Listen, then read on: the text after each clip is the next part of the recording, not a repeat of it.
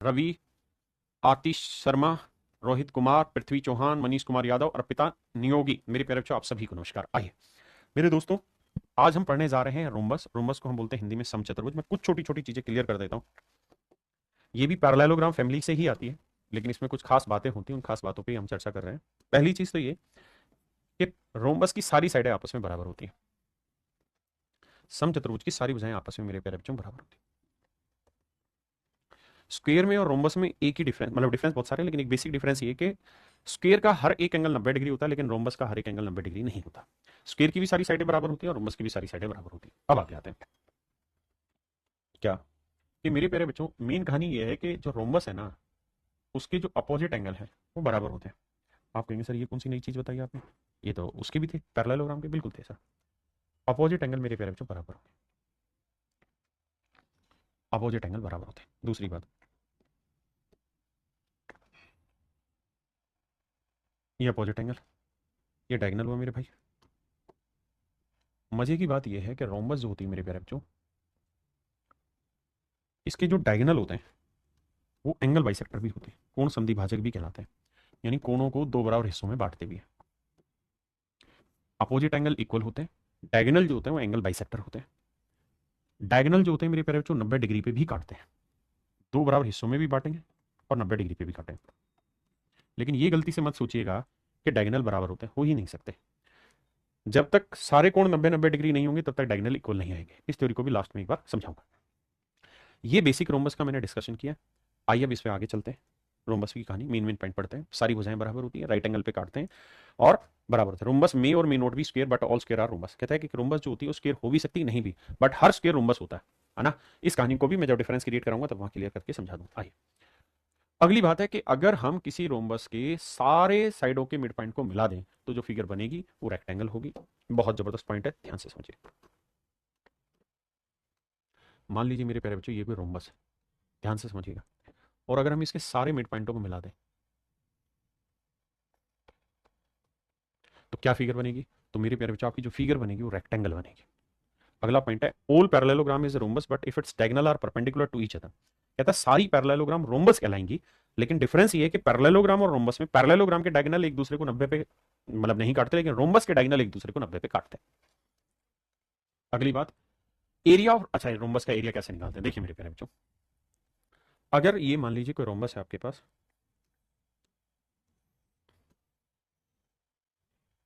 ध्यान से देखिए मेरी बात को, तुमको नाराज होगा। ये मेरे प्यारे बच्चों कोई रोम्बस है और अगर इस रोम्बस में डायगोनल है, तो मैंने ये बात तो आपको बहुत अच्छे से समझाई कि इसके डायगोनल एक दूसरे को परपेंडिकुलरली बाइसेक्ट करते हैं। अगर इस डायगोनल की लेंथ d1 है तो इस वाले डायगोनल की लेंथ d2 है। आपने कहा हाँ। और मेरे प्यारे बच्चों ये बाइसेक्ट भी करते हैं एक दूसरे को और 90 डिग्री पे काटते भी। आपने कहा जी हाँ, ये बात तो आपने समझा दी। अब मेरे प्यारे बच्चों मैं आपको ये समझाना चाह रहा हूँ कि अगर हमें एरिया पूछा हो, अगर हमें रोम्बस का एरिया पूछा हो तो रोम्बस का एरिया होगा half into diagonal 1 into diagonal 2, half into diagonal 1 into diagonal 2। ये रोम्बस का एरिया हो जाएगा, half into d1 into d2। क्या मेरी बात समझ पाए? यानी दोनों डायगोनल के मल्टीप्लीकेशन का आधा मेरा रोम्बस का एरिया होता है। एक और नई चीज है, अगर मेरे प्यारे बच्चों ये हाइट h है, ये हाइट h है, ये a, तो आप इस बात को भी बहुत खूबी समझेंगे। देखिए बेसिक को समझने की कोशिश करिएगा, रटने की नहीं। अगर मेरे प्यारे बच्चों यहां से मैं एक एल्टीट्यूड डाल दूं इधर, 90 डिग्री का कोण खींच दो, और इसकी हाइट h है और रोम्बस की साइड a है, तो मेरे प्यारे बच्चों रोम्बस का एरिया पैरेललोग्राम की तरह बेस इंटू हाइट भी हम लिख सकते हैं। ये भी रोम्बस का ही एरिया हुआ, ये भी मेरे प्यारे बच्चों रोम्बस का ही एरिया है ना।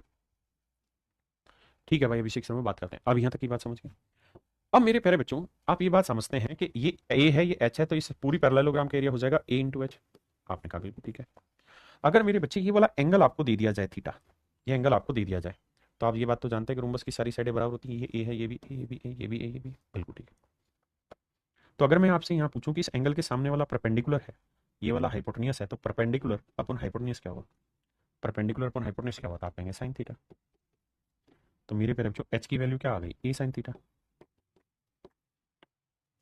ए, एच की वैल्यू मेरे प्यारे बच्चों ए साइन थीटा। ए को ए से गुना किया मेरे प्यारे बच्चों, ए स्क्वायर इंटू साइन थीटा।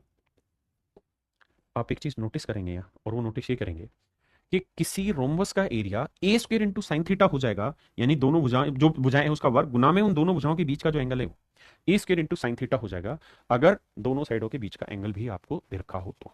अब आइए आगे अगला पॉइंट, डायगोनल बाइसेक्टर में बता चुका हूँ 90 डिग्री पे काटता है। ये भी ध्यान रखना कि ये जो एरियाज होते हैं ये सारे बराबर होते हैं, ये एरिया ये एरिया ये एरिया ये एरिया सारे एरिया बराबर होते हैं। अब आते हैं आगे, भाई सारी साइडें बराबर होती हैं, अपोजिट एंगल इक्वल होते हैं, डायगोनल एक दूसरे को एंगल बाइसेक्टर होता है, diagonal bisect vertex angle, diagonal bisector rhombus into two equal area. इसमें भी कोई दिक्कत नहीं है कि डायगोनल जो होते हैं वो रोम्बस को भैया दो बराबर क्षेत्रफलों में बांटते हैं। मतलब ये हुआ कि अगर मैं ये डायगोनल खींच दूंगा तो जितना एरिया ये होगा उतना ही है। ऐसे ही मेरे बच्चे अगर मैं ये वाला डायगोनल खींच दूंगा तो भी ये दो इक्वल एरिया में बट जाएगा, और अगर दोनों डायगोनल खींचते हैं तो ये चार इक्वल एरिया में, एक दो तीन चार, तो चार समान क्षेत्रफलों में ये बढ़ जाएगा। ठीक है जी। डायगोनल जो होते हैं बराबर नहीं होते, आप वैसे भी देख रहे होंगे ये छोटा है ये बड़ा है, डायगोनल बराबर नहीं होता। All four triangles made by two diagonals are congruent, चारों जो ट्रायंगलें बनती है कॉन्ग्रुएंट होती हैं। कौन कौन सी चारों ट्रायंगल मेरे प्यारे बच्चों, ये चारों का एरिया बराबर होता है, कॉन्ग्रुएंट होती है। आगे आइए, अब मेरे प्यारे बच्चों डायगोनल बाइसेक्ट ईच अदर। अब आपसे ये पूछ लेता है कि इन डायगोनल में और साइड में रिलेशन बताइए क्या होगा। आपको क्या कहना है कि भाई मान लेते हैं ये वाला डायगोनल D1 है पूरा, अगर पूरा D1 है तो यहाँ से यहाँ तक का क्या हो जाएगा D1 का आधा, ये वाला पूरा डायगोनल D2 है तो यहाँ से यहाँ तक क्या हो जाएगा आधा D2/2, बिल्कुल ठीक है। ये हाइपोटेनियस है मेरे प्यारे बच्चों, तो इसका वर्ग जमा इसका वर्ग बराबर इसका वर्ग, आपने कहा ठीक है। तो ये एक फार्मूला बन गया, और इसी फार्मूले को और प्यूरीफाई करें और 4 से गुना कर दें तो पहले वाले डायगोनल का वर्ग जमा दूसरे वाले डायगोनल का वर्ग बराबर होगा मेरे प्यारे बच्चों 4 टाइम्स ऑफ साइड्स के, 4 टाइम्स ऑफ साइड्स के। हाँ जी। अब और आगे आते हैं, अगर मेरे प्यारे बच्चों आपसे पूछे कि एक ट्रायंगल का एरिया बताइए, किसी भी एक ट्रायंगल का एरिया, इस ट्रायंगल का एरिया बताइए, तो आप कहेंगे कि सर देखो पूरी पैरेललोग्राम का इसका रोम्बस का एरिया कितना हुआ, half into D1 into D2। अगर डायगोनल दे रखे हैं तो ये हुआ पूरी रोम्बस का एरिया। अगर मुझे सर इसका एरिया चाहिए तो सर मैं जानता हूं कि पूरे रोम्बस के एरिया का 1/4 है, तो पूरा रोम्बस का एरिया इतना है, इसका 1/4 कर दूंगा, तो आंसर आ जाएगा 1/8 इंटू D1 इंटू D2। ये मेरे प्यारे बच्चों मेरा राइट आंसर। हाँ जी, पेरीमीटर 4A होता है। अब इस पे सवाल लेने शुरू करना, बताइए।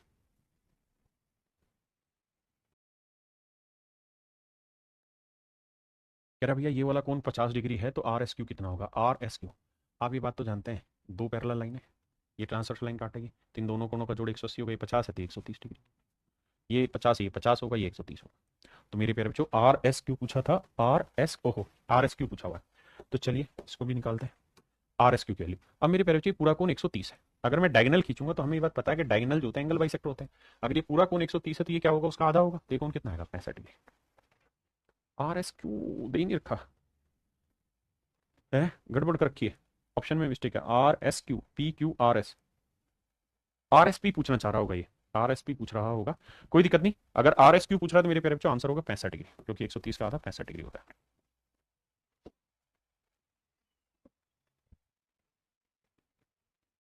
कहता है ABCD एक समचतुर्भुज जिसके दो आसन कोण B व C के आंतरिक कोण समद्विभाजक बिंदु E पर मिलते हैं, तो BEC का मान ज्ञात करिए। मेरे प्यारे बच्चों एक बात समझो यार, ये एक रोम्बस है, ये डायगोनल है, कहता है ये एंगल बाइसेक्टर है, ये नाम है भैया ABCD। सवाल में कह रहे हैं एक समचतुर्भुज जिसके दो आसन कोण बी व सी के आंतरिक कोण समद्विभाजक बिंदु ई पर मिलते हैं, तो इनके एंगल बाइसेक्टर ई पॉइंट पे मिलते हैं। तो मेरे प्यारे बच्चों आप जानते हैं कि ये रोम्बस है, रोम्बस के हमेशा 90 डिग्री पे काटेंगे, तो BEC बताना है, तो BEC होगा मेरे बच्चे 90 डिग्री।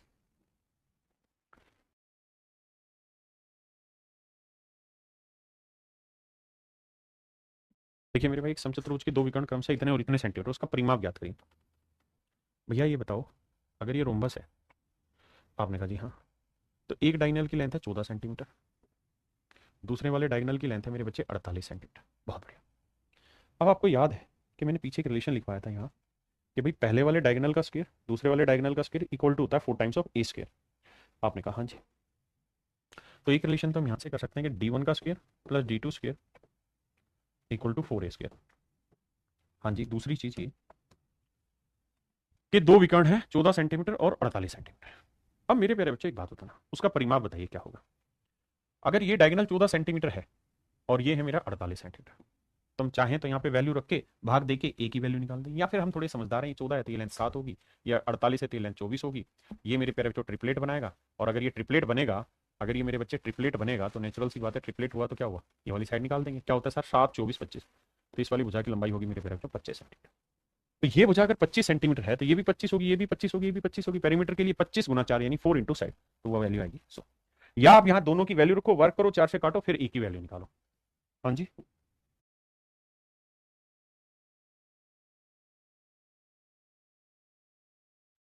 यदि एक समचतुर्भुज के विकर्णों की लंबाई 18 और 24 है तो उसकी भुजा की लंबाई याद करो। तो मेरे बच्चे क्या करना है आपने, जो समझदार है वो ऐसा देखेंगे कि भाई एक डायगोनल की लेंथ 18 है तो डायगोनल का आधा क्या हुआ 9, दूसरे डायगोनल की लेंथ 24 है उसका आधा क्या हुआ 12, तो 9 का वर्ग जमा 12 का वर्ग बराबर होगा साइड का वर्ग। तो आप कहेंगे 9 12 15 ट्रिपलेट होता है, तो साइड आ जाएगी 15। हाँ जी, वरना फार्मूला लगाना है D one square plus D two square equal to 4 times of A square.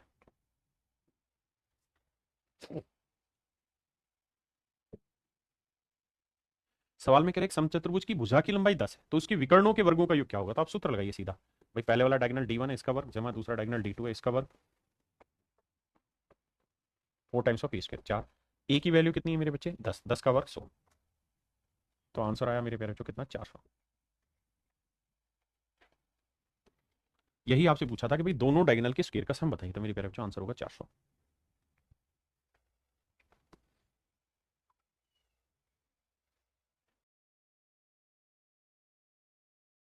देखिए मेरे भाई सवाल में क्या है एक समचतुर्भुज के चारों कोणों में से एक कोण 60 डिग्री का है।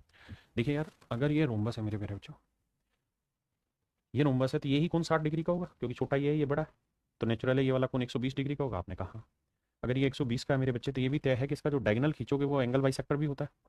आपने कहा ओके, तो ये वाला कोण 60 डिग्री का है, बिल्कुल ठीक है। तीसरा कोण निकालोगे मेरे प्यारे बच्चों ये भी 60 डिग्री का आ जाएगा, बिल्कुल ठीक है। अब कह रहा है कि इसकी हर एक भुजा की लंबाई 10 सेंटीमीटर, ये 10 है ये भी 10। तो ध्यान से देखोगे इक्विलेटरल ट्रायंगल बनी तो डायगोनल की लेंथ भी 10 आ गई। तो कहता है उसके बड़े विकर्ण की लंबाई याद करिए, क्या होगी मेरे बच्चे, बड़े विकर्ण की लंबाई याद करिए। मैं ये कह रहा हूँ कि भाई इस रोम्बस का एरिया कितना होता है, तो आप कहेंगे सर देखिए रोम्बस का एरिया होता है हाफ इंटू डी वन, तो पहला डायगोनल दे रखा है 10, दूसरा डायगोनल क्या होगा मुझे नहीं पता, तो half into D one into D two, ये रोम्बस का एरिया।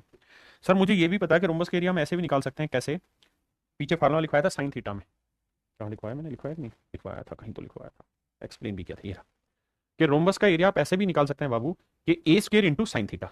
आप कहेंगे हाँ सर, तो चाहे तो हम वो वाला भी इस्तेमाल कर देते हैं फंडा, कि सर हम लगाएंगे ए स्क्र, ए की वैल्यू 10, 10 का वर्ग कितना हुआ साहब 100, 10 गुना 10 इंटू में साइन थीटा, और थीटा कितना है 60, साइन 60 डिग्री की वैल्यू क्या होती है मेरे प्यारे बच्चों √3/2। आपने कहा ठीक है साहब ओके, आप कैलकुलेशन करनी है, हाफ से आप गया 10 से 10 गया, तो जो बड़े वाला डायगोनल आया मेरे प्यारे बच्चों आया 10√3 सेंटीमीटर।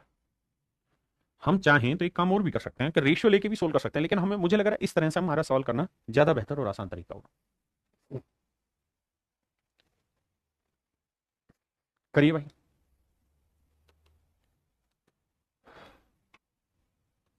कहता है एबीसीडी एक समचतुर्भुज है, एसी इसका लघुत्तम विकर्ण, ए बी सी, ध्यान देना इसने खुद ही कहा है कि एसी इसका सबसे छोटा डायगोनल है और एक एंगल 60 है, तो सेम ही तो कहानी होगी, ये 60 है तो ये सबसे छोटा डायगोनल है।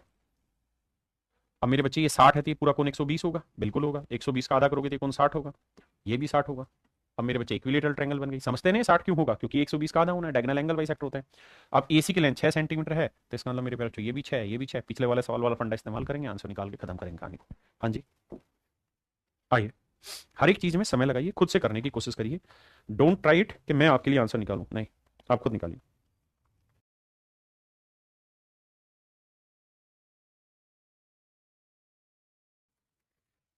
देखिए मेरे भाई, कह रहा है एबीसीडी एक समचतुर्भुज है, ए बी सी डी एक समचतुर्भुज है। सवाल में कह रहा है कि पी क्यू बिंदु सी से गुजरती है, पी क्यू बिंदु सी से गुजरनी है, एबीसीडी बस P Q passes through C where P and Q are situated on extended side AD and AB। भैया इसमें तो कमाल है करती है, सवाल बहुत छोटा करना पड़ेगा।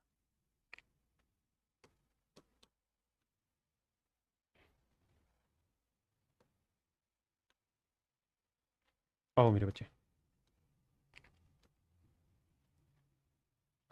कहता है AB को एक्सटेंड कर दिया भैया,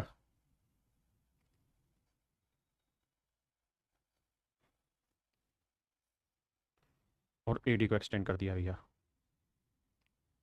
ऐसा सवाल ने कहा था कि भाई AD और AB दोनों को एक्सटेंड किया तो AD पे कोई पॉइंट है P,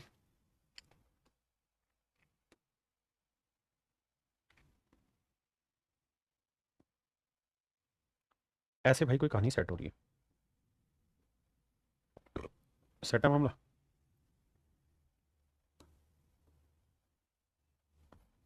देखिए जी, कह रहे एबीसीडी एक समचतुर्भुज है जिसमें पी पी क्यू बिंदु सी से गुजरती है। तो ये कोई पॉइंट है पी और ये कोई पॉइंट है मेरे प्यारे बच्चों पॉइंट क्यू, बिंदु क्यू। ए बी जो है ट्वाइस ऑफ डीपी है, ए बी जो है ट्वाइस ऑफ डीपी है। डीपी कहाँ गिरा? कहता है ए बी की लेंथ डीपी की डबल है, यानी ये लेंथ अगर एक्स है तो ये वाली लेंथ 2x है। ऐसा मैं नहीं, सवाल कह रहा है। हमें बताना है B Q is to A B, B Q is to A B का रेशो। बड़ा आसान है यार। एक बात बताओ मेरे बच्चे, और ये 2x है तो ये वाली साइड भी क्या होगी 2x, ये वाली साइड भी क्या होगी 2x, ये वाली साइड भी क्या होगी 2x। आप कहें क्यों होगी सर? इसलिए होगी मेरे बेटे क्योंकि ये रोम्बस है, रोम्बस की सारी साइडें बराबर बराबर होती हैं, और उसने कहा था ये जितनी उसकी डबल की है, यानी पीडी की लेंथ जितनी है उसकी डबल लेंथ है ईबी की। तो अब यहां तक की बात एक बार समझो, उसके बाद की कहानी आगे समझाता हूं। अब मेरे प्यारे बच्चों एक बात बताना, बहुत खूबसूरत तरीके से समझना। भाई ये लाइन और ये लाइन पैरेलल है, बिल्कुल है। अगर ये लाइन और ये लाइन पैरेलल है तो ये ट्रायंगल, छोटे वाली ट्रायंगल और पूरी बड़ी ट्रायंगल, ये दोनों सिमिलर होंगी कि नहीं होंगी? आप कहेंगे बिल्कुल होगी। और अगर सिमिलर है तो ये साइड है x यानी एक, तो ये साइड है x और 2x 3x, यानी 1:3 का रेशियो है मेरे बच्चे। अगर ध्यान से देखोगे तो दिमाग में आएगा कि ये लेंथ अगर एक आई मेरे प्यारे बच्चों यहां से यहां तक की, तो ध्यान दो ये पूरी लेंथ कितनी है भैया? 3 है, क्योंकि x और 2x पूरी लेंथ 3x हुई, यानी 1:3। तो मेरे बच्चे यहां पे भी सेम ही कहानी होगी कि अगर ये लेंथ 1 यूनिट होगी तो ये लेंथ 3 यूनिट होगी। आपने कहा बिल्कुल ठीक है सर, 3 यूनिट होगी। जबकि 1 यूनिट रिप्रेजेंट कर रहा है 2x को, तो 3 यूनिट किसे रिप्रेजेंट करेगा? 6x को। तो ये लेंथ 2x है, ये पूरी 6x है, तो ये लेंथ कितनी होगी? 4x होगी। अब हमसे सवाल में क्या पूछा उस बात पे चर्चा करते हैं। हमसे सवाल में पूछा B Q is to A B, तो भैया बी क्यू की लेंथ है 4x, तो ए बी की लेंथ बताओ कितनी है? 2x। रेशियो लोगे मेरे बच्चे 2:1, option A is your correct answer.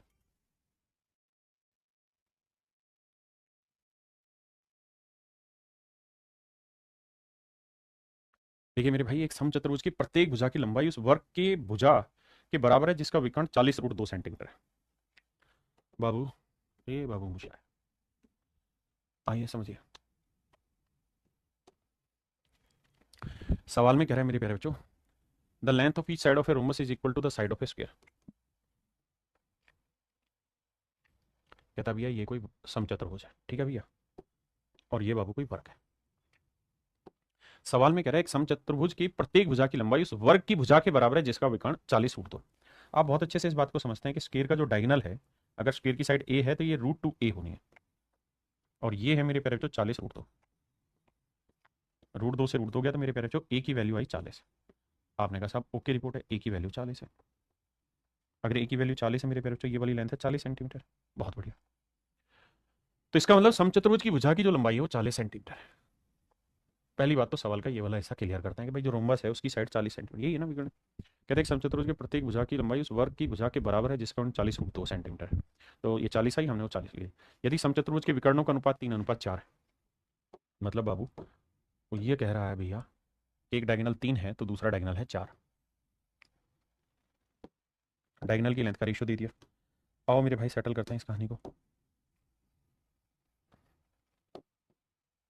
देखो मेरे बच्चे, तो कहता है उसका क्षेत्रफल ज्ञात करिए मेरे प्यारे बच्चों, क्या होगा? कहता है उसका क्या निकालिए? क्षेत्रफल निकालिए अगर डायगोनल की लेंथ का रेशियो 3:4 है। बताओ मेरे प्यारे बच्चों, यहां से अब आपको स्पष्ट रूप से सवाल समझ में आएगा।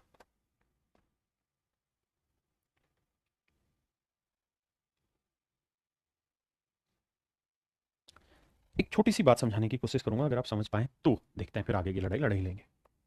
क्या? अगर मैं आपको ये कहूं मेरे प्यारे बच्चों 11:13, अगर मेरे बच्चों मैं इन दोनों ही नंबर का आधा कर दूं तो क्या तब भी रेशियो 11:13 ही रहेगा? आप कहें सर कर देंगे तो ये हो जाएगा। मैं कहूं यार इनका 1/3 कर दें तो तब भी 11/3 होगा, 13/3 होगा, तब भी रेशियो ही रहेगा। मैं कहूं यार इसका 1/4 कर दें, 11/4, 13/4, तो क्या रेशियो तब भी 11:13 ही आएगा? करके देखते हैं। सर रेशियो में क्या, जो चीज कॉमन आ रही काट दो, जो कॉमन आ रही काट दो, कॉमन आ रही काट दो। इसका मतलब ये हुआ मेरे प्यारे बच्चों कि अगर आप रेशियो को सेम नंबर से दोनों रेशियो को भाग दे रहे हैं तो उससे कोई फर्क नहीं पड़ता, कहानी सब कुछ कुल मिला के सेम रहनी है। तो मेरे बच्चों एक बात बताना, अगर दोनों डायगोनल की लेंथ का रेशियो 3:4 है तो हम इस बात को तो बखूबी समझते हैं कि अगर डायगोनल की लेंथ का रेशियो 3:4 है तो डायगोनल का आधा करेंगे तो उसका रेशियो भी 3:4 ही आएगा। यानी ये लेंथ अगर 4 यूनिट आएगी ना बाबू, तो ये लेंथ 3 ही यूनिट आएगी, इसमें कोई दो राय नहीं है। आधे का रेशियो भी 3:4 ही होगा। तो 3, 4, 5 ट्रिपलेट होता है, बिल्कुल होता है सर। जबकि ये 5 यूनिट नहीं इधर रखा है, 40 सेंटीमीटर साइड की लेंथ, तो 5 यूनिट 40 है तो 1 यूनिट की लेंथ 8 हुआ, 5×8 = 40, तो 8×4 = 32, यानी ये लेंथ यहां से यहां तक की 32 हुई है, और ये 8×3 = 24 हुई है लेंथ, बिल्कुल ठीक है। अब मेरे बच्चों ये बताओ रोमबस का एरिया क्या होता है? सब वो होता है half into D one into D two. पहला डायगोनल 24 और 24 कितना बना, 48। दूसरा डायगोनल 32 और 32 कितना बना मेरे प्यारे बच्चों, 64। 2 से काटा 24, तो आंसर आया मेरे बच्चे 24 गुना 64। हाँ जी, ये मेरे प्यारे बच्चों मेरा आंसर हुआ। अब गुना कर रहे हैं तो यूनिट डिजिट पकड़ेंगे, 4 चौक 16, वो ऑप्शन डी की ही करेक्ट आ रही है और किसी की आ ही नहीं रही।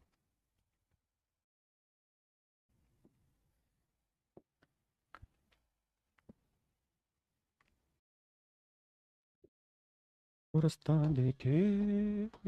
आइए मेरे नन्हे मुन्ने बच्चों, छोटी छोटी बातें समझाने की कोशिश करता हूँ। आइए, कहता भैया ये कोई रोम्बस है, समचतुर्भुज है। हाँ जी, समचतुर्भुज क्या होती है जी, जिसकी सारी भुजाएं आपस में मेरे प्यारे बच्चों बराबर होती है। कहता पेरीमीटर 2p है। पेरीमीटर 2p है तो मान लेता हूं मैं हर एक भुजा की लंबाई x x x x x। आपने कहा ठीक है, तो पेरीमीटर क्या हुआ साहब, 4x है और ये बराबर दे रखा है 2p के। आपने कहा ठीक है साहब, यही तो कहा है कि भाई परिमाप जो है वो 2p है और अगर भुजा की लंबाई मैं x मान रहा हूं तो पेरीमीटर हो गया 2p। अब मेरे प्यारे बच्चों इसके जो दोनों डायगोनल हैं उन दोनों डायगोनल की लेंथ आपको समझाने के लिए मैं मान लेता हूं कि भाई एक की लेंथ d1 है, दूसरी की लेंथ d2 है। या मैं इस तरह से कह देता हूं कि भैया एक की डायगोनल की लेंथ a है तो दूसरे डायगोनल की लेंथ b है। तो हमने एक रिलेशन पढ़ा था क्या, कि a square plus B square equal to 4 times of इस यानी साइड का स्क्वायर। आपने यहां से पढ़ा था हमने। और इस बात को और खूबसूरत तरीके से लिखना हो तो 4x स्क्वायर को हम 2x का होल स्क्वायर लिख दें। आपने सर इसमें कोई दिक्कत नहीं, हमें इस बात को समझने में कहीं दूर दूर तक कोई दिक्कत नहीं। बहुत बढ़िया। कह रहा है मुझे डायगोनल ना इसका एरिया बताइए रोम्बस का। तो मेरे प्यारे बच्चों रोम्बस का एरिया क्या होता है, तो होता है साहब हाफ इंटू दोनों डायगोनल का प्रोडक्ट। यानी एक्चुअल में मुझे जो वैल्यू चाहिए वो a इंटू बी बाई 2 चाहिए। बिल्कुल ठीक बात है। अब सर कहानी ये है कि ये तो एल्जेब्रिक फार्मूला बनाया जा सकता है। कैसे, इसे लिख सकते हैं हम a प्लस बी का होल स्क्वायर माइनस 2ab। और 2x की वैल्यू हमें दे रखी है, यहां से निकालें भाई 4x इतना है तो 2x कितना हो जाएगा, इधर भी 2 से भाग दो इधर भी भाग दो तो p बचेगा। भाई p की वैल्यू 2x होगी तभी तो 2p की वैल्यू 4x है, तो ये वैल्यू आ गई p, 2x की वैल्यू p, तो ये आ गया p स्क्वायर। बहुत सुंदर। अब सर समस्या ये है कि हमको चाहिए क्या, सर हमको चाहिए ab बाई 2, क्योंकि जो हमारा एरिया है वो है ab बाई 2। तो अगर सर मैं यहाँ बटे 2 लगा दूंगा तो ये मुझे चाहिएगा। अब बटे 2 क्यों लगा दूं, तो सर मुझे गुना भी करना पड़ेगा, 2 से गुना 2 से भाग। अब ये वो पार्ट है जो मुझे चाहिए, ये वो जो पार्ट है जो मुझे चाहिए। ठीक है जी, तो ये हो गया 2 दूनी 4 और इसकी वैल्यू क्या है, ए प्लस बी की वैल्यू क्या रखी है उसने, भुजाओं के विकर्णों की लंबाइयों का योग m, तो ये देखिए m स्क्वायर माइनस 4, ये डेल्टा यानी जो मुझे चाहिए area equal to P square. अब भैया मुझे क्या करना है, m स्क्वायर यहीं रखना है, पी स्क्वायर इधर लाऊंगा माइनस का होगा, इक्वल टू हो जाएगा 4 इंटू डेल्टा, डेल्टा मतलब जो एरिया हमें चाहिए वो, और 4 मुझे यहाँ चाहिए ही नहीं, 4 मुझे बटे लाना है तो मैं बटे ले आऊंगा। तो ये मेरा आंसर आ जाएगा 1/4 m square minus P square. D option मेरा करेक्ट आंसर। हाँ जी, बहुत सुंदर। दूसरा, आप उठा के कोई वैल्यू भी रख लेंगे तो कोई माइकल लाल आपका कुछ बिगाड़ नहीं देगा। अगर आप कुछ वैल्यू रख लेंगे, जैसे मान लिया मैंने डायगोनल 1 डायगोनल 3 मान लिया, 1 से 4 मान लिया, तो ये ले लो 5, यानी इस डायगोनल की लेंथ 6 ले लो, इसकी ले लो 8, तो ये 3 आएगा, ये 4 आएगा, तो ये आ जाएगा कितना 5। वैल्यू पुट कर दो, आंसर आ जाएगा। वरना आप सीधा सीधा भी फंडा इस्तेमाल करके खत्म कर सकते हैं।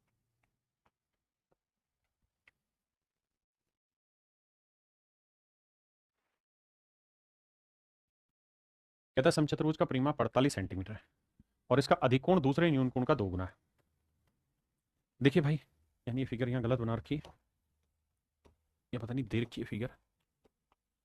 इस फिगर को हटाते हैं सवाल से, समझिए फिगर है ही नहीं सवाल में।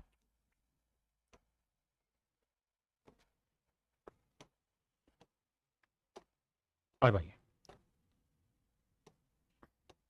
सवाल में कह रहा भैया एक रोम्बस है, ये रोम्बस है मेरे प्यारे बच्चों। कहता है समचतुर्भुज का परिमाप 48 है, तो 4 से भाग देंगे, हर एक भुजा की लंबाई आएगी मेरे प्यारे बच्चों 12-12 सेंटीमीटर। आपने कहा ठीक है, और इसका अधिक कोण दूसरे न्यूनकोण का डबल है। कहता है ये वाला एंगल का डबल ये वाला एंगल है, यानी ये 1 होगा तो ये 2 होगा, ये x होगा तो ये 2x होगा, और आप जानते हैं दोनों का जोड़ कितना होना है 180, तो 3x बराबर 180, तो x की वैल्यू 60, यानी ये वाला कोण होगा मेरे प्यारे बच्चों 60 डिग्री।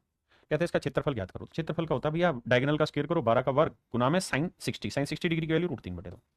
सोल्व करेंगे मेरे प्यारे बच्चों, मेरा डायरेक्ट आंसर आ गया। हाँ है ना निखिल भाई, क्या प्रॉब्लम आ रही है सर, पता नहीं क्या होगा, क्या कह रहा है भाई, क्या क्या निखिल भाई क्या ठीक करना बता।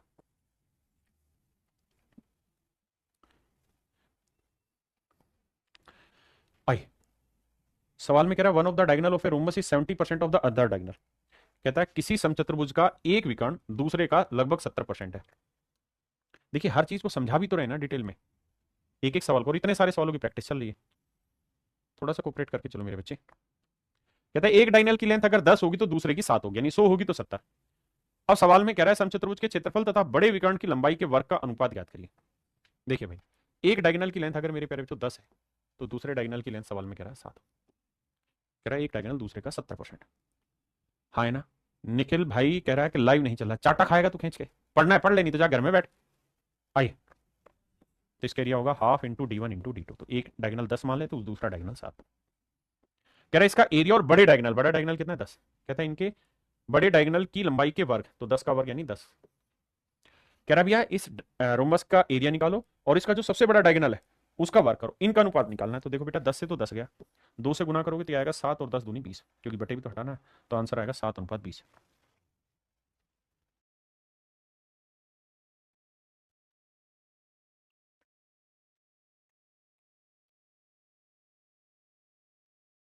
कहता है एक समचतुर्भुज के दो विकर्णों की लंबाई 48 सेंटीमीटर और 20 सेंटीमीटर है। कहता है the length of two diagonals of a rhombus is this and this centimetre. तो कहता है एरिया बताइए, तो मेरे प्यारे बच्चों एरिया हो जाएगा हाफ इंटू 48 × 20। आपने कहा जी ठीक है। अगला दूसरा पूछ रहा है, कह रहा है पेरीमीटर बताइए और फिर कह रहा है हाइट बताइए। देखिए मेरे प्यारे बच्चों, आपको शायद ये बात पता है कि दो डायगोनल की लेंथ अगर हमें दे रखी तो हम सब कुछ यहां से निकाल सकते हैं। छोटा करके समझाता हूं। अगर इस वाले डायगोनल की लेंथ मेरे प्यारे बच्चों 20 है और इस वाले की लेंथ 48 है, तो ये लेंथ 10 आएगी और ये लेंथ 24 आएगी। आप कहेंगे हाँ, तो ये 10 है ये 24 है, तो ये लेंथ कितनी आएगी 25। 10 24 25 ट्रिपलेट होता है, या 10 24 26 ट्रिपलेट होता है। आप कहेंगे सर 26 होता है, तो ट्रिपलेट होता है 10 24 26। अब कह रहा है जी एरिया बताइए, तो ये हुआ एरिया। कह रहा है पेरीमीटर बताइए, तो 26 × 4। कहता है फाइंड द हाइट, कहता है इसकी हाइट बताइए। मेरे बच्चे जब आपके पास एक साइड निकल के आ गई कि ये वाली साइड 26 है, तो बेस 26 है, हाइट पूछा है, तो आप इसका एरिया ये भी तो निकाल सकते हैं, बेस इंटू हाइट। ये भी तो रोम्बस का एरिया है, तो यहां से कैलकुलेट करके आप एच की वैल्यू भी निकाल सकते हैं। तो यहां से मेरे प्यारे बच्चों आप तीनों सवाल निकालने में कामयाब। आइए आइए, कह रहे एक समचतुर्भुज का क्षेत्रफल इतना है, इसके एक विकर्ण की लंबाई दूसरे विकर्ण की लंबाई का 2 गुना है, समचतुर्भुज की ऊंचाई ज्ञात करो। मेरे प्यारे बच्चों एक डायगोनल दूसरे का डबल है, तो आप जानते हैं कि एरिया होता है half into D1 into D2। तो एक एक्स है तो दूसरा डायगोनल 2x है, बिल्कुल है। और टोटल ये देखिए इसके बराबर रखा है 80 के। यहां से सोल्व करेंगे तो मेरे बच्चे एक्स के बराबर आया 80। कह रहा है जी एक समचतुर्भुज है उसका क्षेत्रफल 80 वर्ग सेंटीमीटर है, इसका एक विकर्ण की लंबाई दूसरे की डबल है, तो एक को हमने एक्स माना दूसरा 2x आया। अब आप जानते से लिख सकते हैं 16 पंजे 80, तो 16 का वर्गमूल होगा 4 और 5 रह जाएगा, 4√5। इसका मतलब जो दो डायगोनल निकल के आए आपके सामने उनमें एक डायगोनल की लेंथ आ गई 4√5। अब जानने की कोशिश करते हैं क्या वो पूछना चाह रहा है। तो इस वाले डायगोनल की लेंथ 4√5 है, तो दूसरे वाले डायगोनल की लेंथ 8√5 होगी, क्योंकि वो डबल होगा।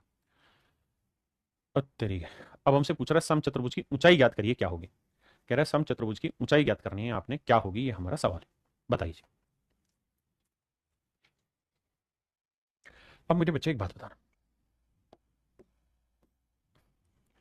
बहुत छोटी सी बात समझने की कोशिश करना।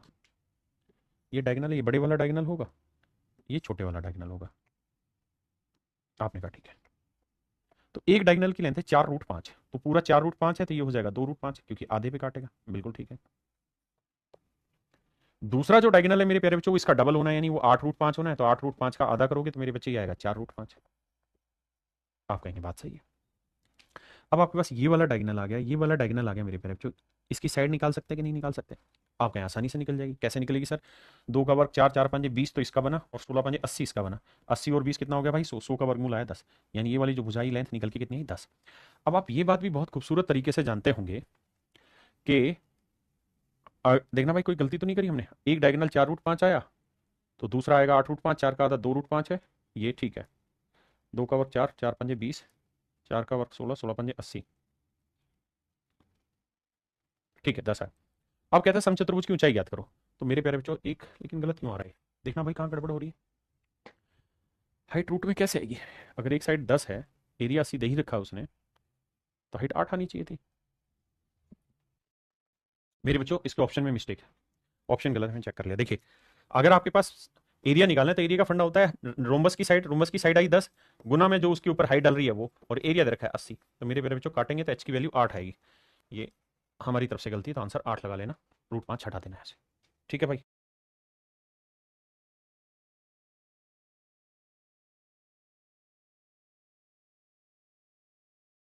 देखिए मेरे भाई, सवाल में कह रहे हैं समचतुर्भुज का क्षेत्रफल इतना है, इसके एक विकर्ण की लंबाई दूसरे विकर्ण की लंबाई का 4/3 गुना है।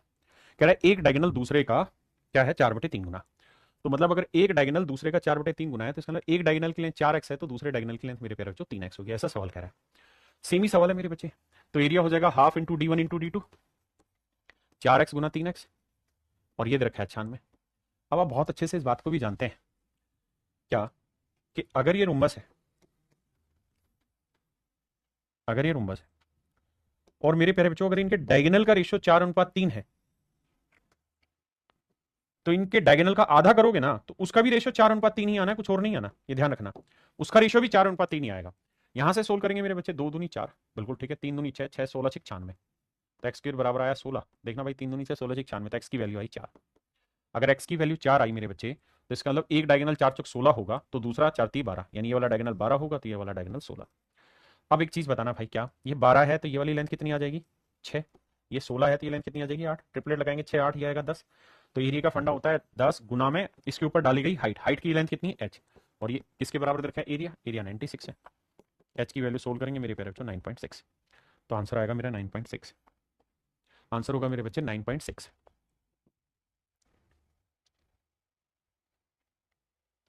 कहता है भैया समचतुर्भुज का परिमाप है 40 सेंटीमीटर, परिमाप 40 है मेरे बच्चे, तो इसका मतलब साइड की जो लेंथ है इसकी वो आ जाएगी 10, क्योंकि पेरीमीटर उसका आधा होना। आपने कहा जी ठीक है। एक डायगोनल दे रखा है, ये बात भी ठीक है। अब कौन सा डायगोनल है मुझे नहीं पता, मान के चल लेते हैं ये वाला डायगोनल है। अब मेरे बच्चों एक डायगोनल अगर कितना है 12, मान लेते हैं ये वाला 12, ये 12 है तो ये लेंथ 6 आएगी। ये 6 है, ये 90 है, तो ये कितना होगा, 8 होगा। आप कहेंगे बिल्कुल ठीक है, क्योंकि ट्रिपलेट है 6 8 10, तो ये 8 होगा, ये 8 है, ये 8, ये वाला डायगोनल 16 होगा। तो एरिया हो जाएगा half into product of both diagonal, 12 Guna 16, half into product of both diagonal, 2 से काटा 6, 16 6 96, तो एरिया आएगा मेरे प्यारे बच्चों 96।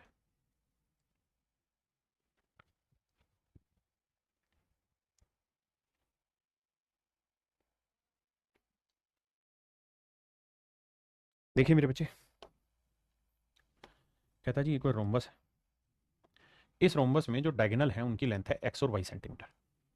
एक डायगोनल की लेंथ है x सेंटीमीटर तो दूसरे डायगोनल की लेंथ है y सेंटीमीटर।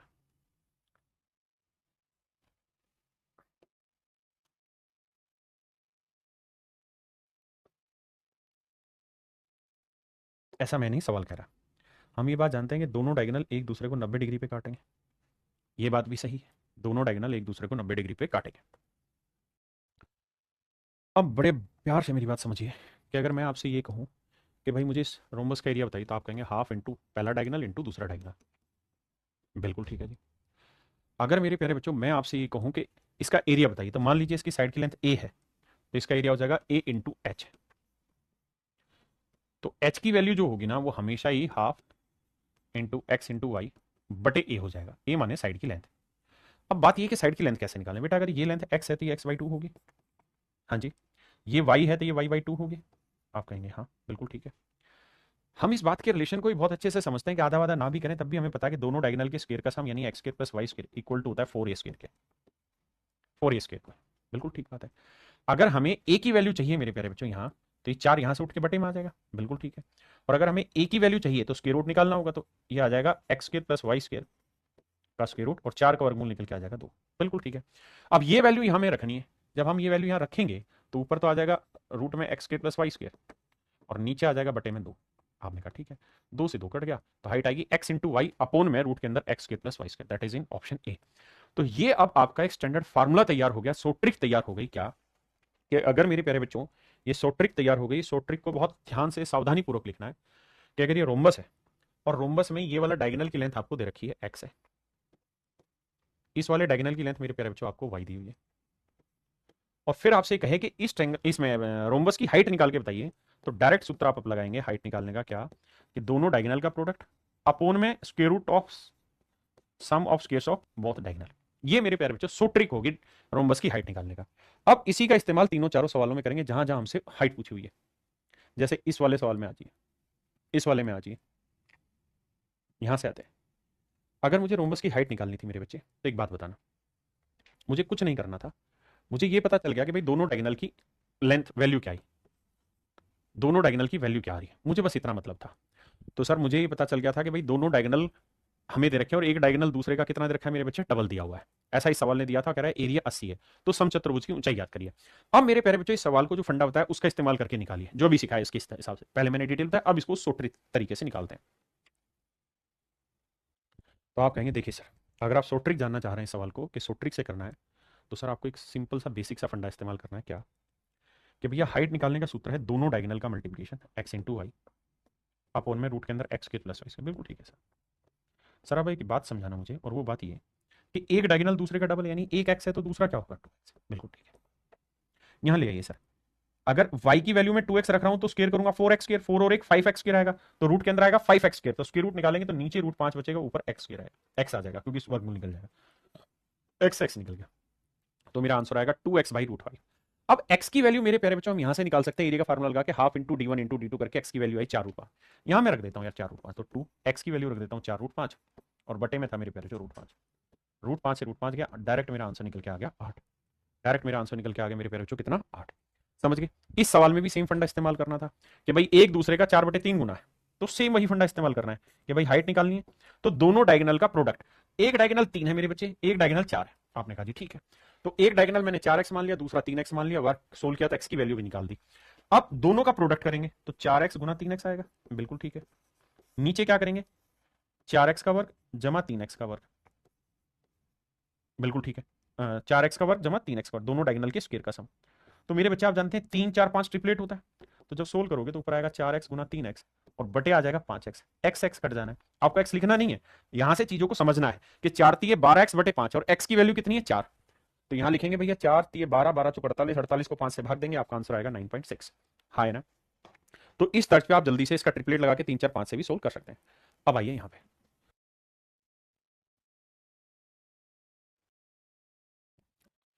आइए मेरे भाई, देखिए ध्यान से, सवाल में कह रहा है कि एक रोम्बस है, ये कोई रोम्बस है मेरे प्यारे बच्चों, कह रहा है इसका पेरीमीटर जो दे रखा है वो मेरे प्यारे बच्चों क्या दे रखा है, पेरीमीटर दे रखा है इसने 2a सेंटीमीटर। ठीक है। अब भैया डायगोनल मान लेते हैं, एक डायगोनल की लेंथ x है, दूसरे डायगोनल की लेंथ y है। आपने कहा ठीक है साहब, तो इसका एरिया क्या हुआ साहब, हाफ इंटू पहला डायगोनल इंटू दूसरा डायगोनल, जबकि एरिया दिया हुआ है b मेरे बच्चे, तो x इंटू वाई की वैल्यू आएगी 2b, और अगर मैं 2xy की वैल्यू आपसे पूछूं तो सर वो आएगी 4b। आपने कहा ओके रिपोर्ट। अब इसके विकर्णों का योग ज्ञात करिए। अब हमने ये बात भी सीखी थी क्या कि भैया दोनों डायगोनल के स्क्वायर का sum x square plus Y square equal to 4 time of side का स्क्वायर, और 4a स्क्वायर को आप चाहें तो लिख सकते हैं 2a का स्क्वायर, यानी अगर मैं इसकी साइड की लेंथ a मान लूं तो 2a स्क्वायर। हाँ जी, या चलो a ना मान के इधर रखा तो m मान लेते हैं, तो ये हो जाएगा 2m स्क्वायर, अगर साइड की लेंथ m है। तो मेरे बच्चे पेरीमीटर कितना हुआ, आप कहेंगे 4m हुआ, और जबकि पेरीमीटर हमें दे कितना रखा है 2a, 2 से काटेंगे मेरे बच्चे तो 2m की लेंथ आ जाएगी कितनी, a। अगर 2m की लेंथ a आ गई तो a का स्क्वायर कर दिया, ये a स्क्वायर आया। बिल्कुल ठीक है। X square plus Y square को क्या लिख सकते हैं, एक्स प्लस वाई का होल स्क्वायर, जो हमें चाहिए माइनस 2xy। भैया ये वाली वैल्यू तो हमें चाहिए, डेल्टा स्क्वायर मान लीजिए, ये वैल्यू तो चाहिए, और 2xy की वैल्यू हमें इधर रखी कितनी 4b, तो ये माइनस 4b उधर जाएगा, किसका होगा, प्लस का, तो ये आएगा a स्क्वायर प्लस 4b। अब ये इस वाली वैल्यू का स्क्वायर रूट उधर ले जाएंगे, तो ये x प्लस वाई की वैल्यू आ जाएगी मेरे बच्चे रूट के अंदर a स्क्वायर प्लस 4b। बहुत ही सिंपल सिंपल सीधा सीधा मामला हो जाएगा, a स्क्वायर प्लस 4b।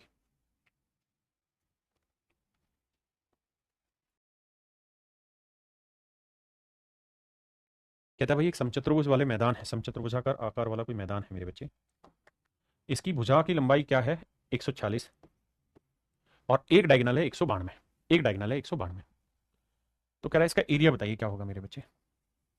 एक डायगोनल दे रखा है 192, मान लेते हैं ये वाला डायगोनल 192, अगर ये 192 तो दूसरा डायगोनल इसे काटेगा, दूसरा डायगोनल इसे जो काटेगा मेरे प्यारे बच्चों, तो करोगे क्या, ट्रिपलेट ही ढूंढना है, तो 192 का आधा करोगे तो वो आ जाएगा कितना, 2 ना 2 नीम 18 और 2 6 12, ये 96 आएगा, ये 140 है, इसकी वैल्यू हमें पता करनी क्या होगी। भाई ये 192 मान लिया डायगोनल, तो उसका आधा कितना हुआ 96, ये निकालना है। अब आप क्या करो, 96 और 140 का रेशियो ले लो जिससे ट्रिपलेट ढूंढ पाओ।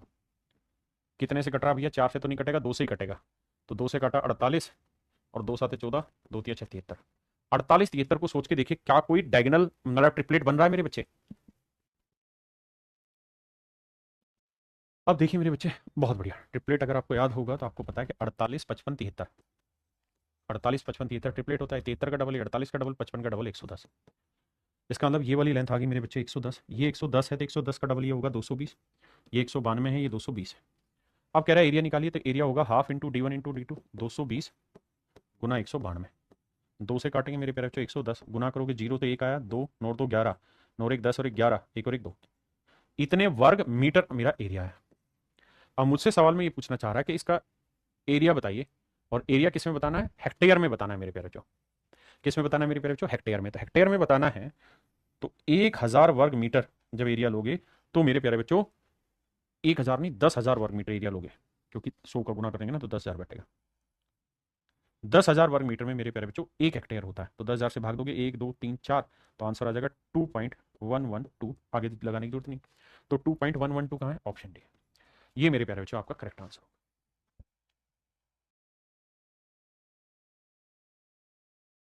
तो मेरे प्यारे बच्चों अब हम पढ़ने जा रहे हैं ट्रेपीजियम। देखिए ट्रेपीजियम को हिंदी में कहते हैं समलंब चतुर्भुज, समलंब चतुर्भुज, समलंब चतुर्भुज। मेरे प्यारे बच्चों आज हम बात करने जा रहे हैं ट्रेपीजियम की समलंब चतुर्भुज की। क्या होती है ट्रेपीजियम, ध्यान से सुनिए मेरे प्यारे बच्चों। अगर कोई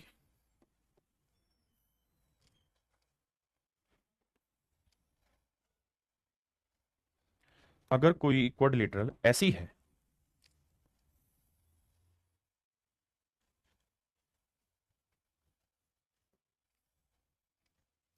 जिसकी केवल कोई दो साइड है आपस में parallel, only two sides are parallel, तो मेरे प्यारे बच्चों ट्रेपीजियम कहलाती है, समलंब चतुर्भुज कहलाती है। चारों साइडें मतलब आमने सामने की दोनों पेयर अगर पैरेलल हो जाते हैं तो पैरेललोग्राम कहलाता है ना। लेकिन अगर केवल कोई दो साइड, केवल कोई दो साइड मेरे प्यारे बच्चों आपस में पैरेलल हो जाए तो दैट इज कॉल्ड ट्रेपीजियम। एक बात और भी ध्यान रखिए, मैंने ये कहा है कि पैरेलल है, बराबर नहीं कहा है। अगर मेरे प्यारे बच्चों में इनका नाम रख लूं A B C and D, ये मैं नाम रख लूं, तो आपको खुशी होगी इस बात को जान के कि ट्रेपीजियम के लिए ओनली कंडीशन ये है कि कोई दो साइडें पैरेलल होनी चाहिए, A B is parallel to D C, बस। दो साइडें पैरेलल हो गई तो समझिए वो ट्रेपीजियम है, नहीं तो नहीं। अब हम ट्रेपीजियम के बारे में और अच्छे से बाकी बातें जानने की कोशिश करेंगे। ट्रेपीजियम में केवल और केवल दो साइडें पैरेलल होती हैं, और मेरे प्यारे बच्चों इन दो पैरेलल लाइन के बीच की जो परपेंडिकुलर डिस्टेंस है वो हर जगह बराबर होगी, तभी तो पैरेलल है, नहीं तो पैरेलल थोड़ी होती। आप कहेंगे बिल्कुल सही बात है। आगे आते हैं। अब आपको ध्यान होगा ज्योमेट्री में ये चीज पढ़ाई थी क्या, कि अगर किसी ट्रेपीजियम में समलंब चतुर्भुज में ये दोनों भुजाएं बराबर है और जो नॉन पैरेलल साइड है अगर इनके मिड पॉइंट मिला दे, भाई इस साइड का मिड पॉइंट है, इस साइड का मिड पॉइंट है, अगर ये नॉन पैरेलल लाइन के मिड पॉइंट मिला दिए जाए, ई एफ को मिला दिया जाए, तो ये ए बी और सी डी के जोड़ का आधा होगा, A B plus C D का आधा होगा। दोनों साइड्स के मिड पॉइंट को मिलाएंगे तो जो लाइन बनेगी वो दोनों पैरेलल लाइन के जोड़ की आधी होगी। आप कहें जी कैसे, तो मेरे बच्चे ज्योमेट्री में मैं बता चुका हूं, यहां नहीं बताऊंगा कैसे। अब आ गया, कहते हैं एक समलंब की समानांतर भुजाएं क्रमशः पी और क्यू, ये मेरे प्यारे बच्चों पी है और ये है क्यू, बहुत सुंदर। इसकी असमानांतर भुजाओं के मध्य बिंदुओं को मिलाया, ये नॉन पैरेलल लाइंस के मिड पॉइंट को हमने मिलाया। तो कहता है मिलाने वाली रेखा की लंबाई याद करिए क्या होगी, तो मेरे प्यारे बच्चों इसकी लेंथ हमेशा ही इन दोनों के जोड़ की आधी होगी, P plus Q by two. ये कॉन्सेप्ट आपको सिखाया है, यहाँ ज्योमेट्री में पढ़ा चुका हूं, इसी को एग्जीक्यूट करना सिखा दिया। अब इसी पे बेस्ड एक क्वेश्चन ले रहा हूं, बताइए, सवाल का उत्तर दीजिए।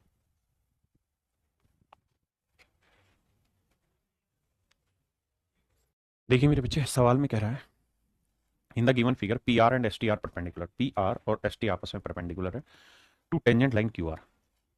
ठीक है जी, कह रहा है क्यू आर इसके टेंजेंट है और पी आर और एस टी दोनों क्या है, परपेंडिकुलर टू टेंजेंट, कहते हैं दोनों ही इसके ऊपर परपेंडिकुलर है। अगर मेरे प्यारे बच्चे दोनों ही परपेंडिकुलर हैं, ये एंगल और ये एंगल बराबर आ गया, तो करस्पॉन्डिंग एंगल हो गया, तो इसका मतलब मैं ये कह सकता हूं कि साहब पी आर जो है वो पैरेलल है एस टी के, बिल्कुल ठीक है। कहता है पी क्यू एक लाइन है जो सर्कल के सेंटर ओ से होकर गुजरती है और इसका डायमीटर जो है वो 10 सेंटीमीटर है, बिल्कुल ठीक है। कह रहा है पी आर की लेंथ 9 सेंटीमीटर है, find the length of S T. मेरे बच्चों अब मैं फिगर बना रहा हूं, बड़े ध्यान से मेरी बात को सुनिएगा, बहुत है ध्यान से समझिएगा। ये दोनों लाइनें पैरेलल,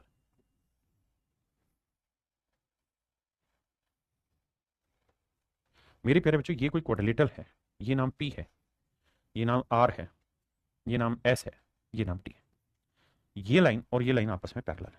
आपने कहा ठीक है साहब, सवाल में ये कह रहा है कि पी आर की लंबाई 9 सेंटीमीटर, ये लंबाई 9 सेंटीमीटर, बिल्कुल ठीक है।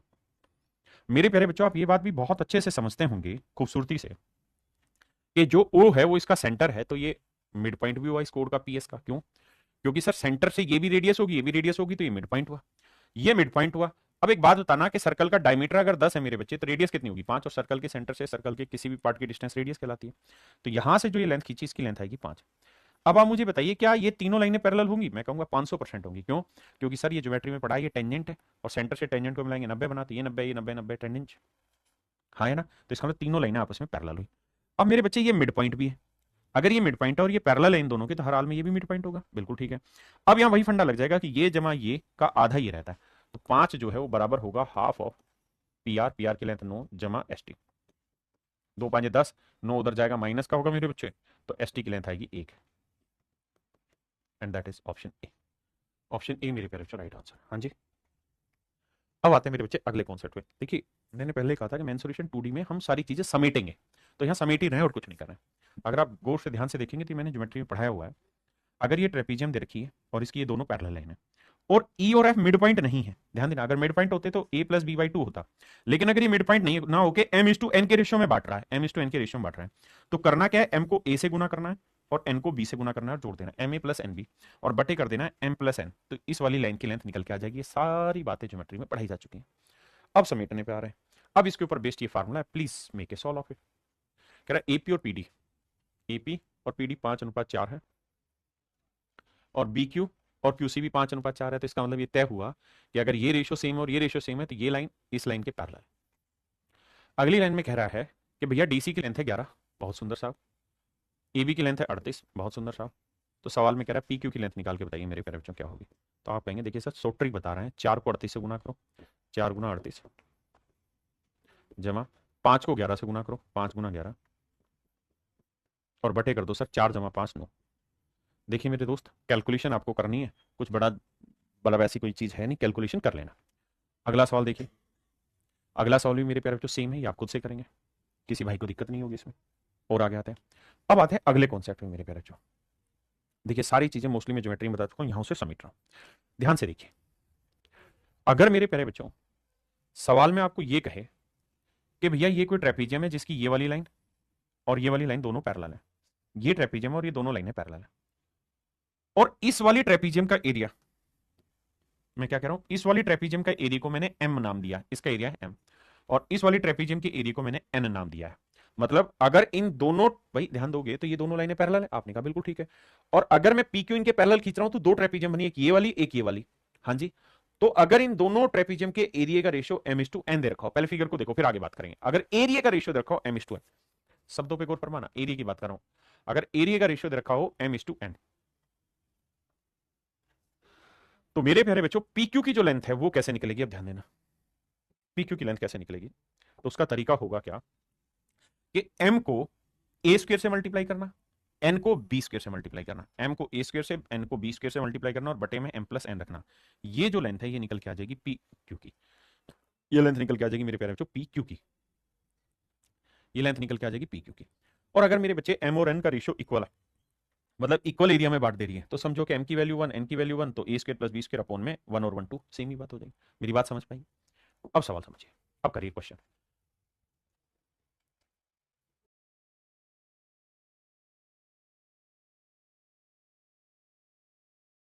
देखिए मेरे बच्चे एबीसीडी एक समलंब चतुर्भुज है जिसमें एबी डीसी के पैरेलल है, पीक्यू इसके समांतर है, यानी तीनों ही लाइनें आपस में पैरेलल है मेरे बच्चे, पहली बात। अगली बात ये कह रहा है कि सीडी की लेंथ है 9, बहुत सुंदर, एबी की लेंथ है 13, बहुत सुंदर। कहता है पीक्यू जो है इसे दो इक्वल एरिया में बांटती है, दो इक्वल एरिया में बांटती है, ध्यान से सुनेंगे समझेंगे तो पता चलेगा, दो बराबर क्षेत्रफलों में बांटती है, यानी दो इक्वल एरिया में बांटती है मेरे प्यारे, यानी ये एरिया एक है तो ये एरिया भी एक होगा। ध्यान देना ये साइड का रेशियो नहीं, एरिया का रेशियो। तो अब हमसे पूछ रहा है पीक्यू की लेंथ बताइए मेरे प्यारे बच्चों, मैंने आपको लेंथ का तरीका बताया क्या कि भाई इस वाले एरिया को इसके वर्ग से गुना करो, तो 1 गुना 13 का वर्ग, जमा इस वाले एरिया को इसके वर्ग से गुना करो, 1 गुना 9 का वर्ग, और बटे में ये जमा ये, 1 जमा 1। अब मेरे प्यारे बच्चों इतनी बात अगर आप मेरी बात समझ गए हैं, तो हमें देखना है कि भाई 13 का वर्ग कितना होता है 169, और 9 का वर्ग कितना होता है 81, जोड़ते हैं 9 और 1 10, 8 से 14 और 1 15, और 9 और 1 10, 8 से 14 और 1 15, 5 चार साल 1 1 और 1 2, 250। ये आया मेरे प्यारे बच्चों 250, और नीचे है मेरे बेटे 1 और 1 2, 2 से इसे काटेंगे आएगा 125। 125 का अगर लिखना चाहे तो 25 5 125, यानी आ जाएगा 5 रूट 5, यानी मेरे प्यारे बच्चों पी क्यू की जो लेंथ निकल के आएगी वो 5 √5 सेंटीमीटर आएगी। क्या आप सहमत है? Do you have any problem? हाँ जी, विश्वजीत सिंह जी 500% करवा दूंगा। विश्वजीत भाई कह रहा है कि सर बस अर्थमेटिक मैथ स्ट्रॉन्ग करवा दीजिए, जरूर करवाऊंगा। सवाल में कह रहा है कि भाई ई एफ सी डी का एरिया 1 है, मैं गोले में डाल रहा हूँ मतलब एरिया, और ए बी सी डी का area, A B C D का एरिया है 4, ध्यान देना ये पूरा एरिया है 4, पूरा एरिया 4 है। ई एफ सी डी का एरिया 1 है, तो एरिया कितना बना 3। ये तो था मेरे बच्चे एरिया का रेशो। तीनों लाइनें पैरेलल है, कहता है ए बी की लेंथ है 20, बहुत सुंदर। सी डी की लेंथ है मेरे प्यारे बच्चों 10, बहुत सुंदर। कह रहा है ई एफ की लेंथ बताइए। करना क्या है, एक को इसके वर्ग से गुना करना, डायरेक्ट करूंगा एक, या चलो लिख देता हूँ 1 गुना 20 का वर्ग जमा 3 को इसके वर्ग से गुना 3 गुना 10 का वर्ग बटे में 1 जमा 3। थोड़ा फास्ट कर लें कहें तो कैसे, 20 का वर्ग 400, 10 का वर्ग 100, 100 300, 400 300 700, 700 बटे 4। तो मेरे बच्चे 700 में लिख देता हूँ, चलो 700 बटे 4। अब आप शायद ये बात जानते होंगे कि भैया 700 को 7 गुना 100 लिखेंगे, 100 का वर्गमूल आएगा 10, अंदर बचा √7, और 4 का वर्गमूल आएगा 2, 2 2 5 10। तो आंसर आया मेरे प्यारे बच्चों 5√7। आंसर आया 5√7, ये मेरा आंसर आया। आंसर आया मेरे बच्चे 5√7। मेरे प्यारे बच्चों ये भी ज्योमेट्री का कॉन्सेप्ट आपको सिखाया था कि अगर किसी ट्रेपीजियम में डायगोनल खींचे जाए और अगर उन डायगोनल का मिड पॉइंट को मिलाया जाए तो जो लाइन बनेगी वो तीनों के पैरेलल, दोनों के पैरेलल होगी, और ईएफ की जो लेंथ होगी वो इन दोनों की लेंथ के डिफरेंस का आधी होगी, यानी A B minus C D बटे 2 होगा ईएफ की लेंथ, अगर डायगोनल के मिड पॉइंट मिलाए डायगोनल के। इसमें सवाल ले लिया, कह रहा है कि भैया ए बी की लेंथ है 12, ए बी और सी डी पैरेलल है बाबू, ठीक है जी। सवाल में कह रहा है ए बी की लेंथ है 12, डीसी की लेंथ है 7.2। कहता है अगर इनके डायगोनल के मिड पॉइंट को मिलाया जाए,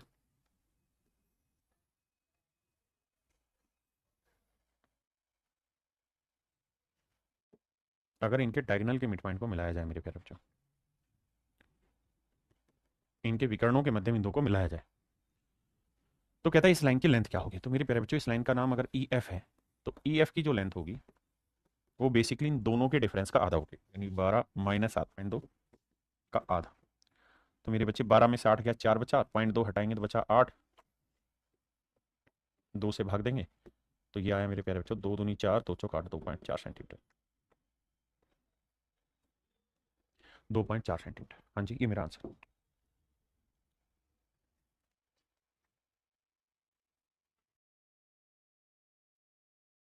देखिए मेरे भाई, सवाल में कह रहा है ABCD is a trapezium, P and Q are the mid points of diagonal BD and AC.